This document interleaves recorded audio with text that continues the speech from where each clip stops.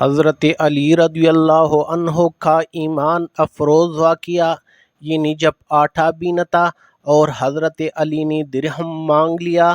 حضرت علی گھر آئے، ایک ضرورت مند دروازے پر آیا، کچھ مانگا، سوال کیا۔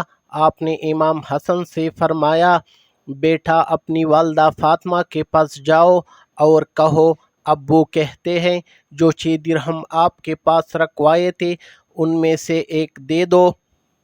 حضرت حسن گئے، کچھ دیر بعد واپس آئے، عرض کیا امی جان کہتی ہے وہ درہم تو آٹے کے لیے رکھے تھے، وہی تو بچہ تھا، گھر میں کچھ نہیں۔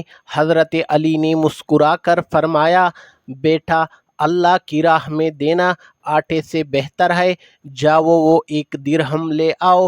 حضرت حسن دوبارہ گئے اور وہ درہم لے آئے۔ حضرت علی نے وہ درہم اس سائل کو دے دیا، اپنے بچوں کے آٹے کی پرواہ نہ کی، اللہ کی رضا کو ترجیح دی۔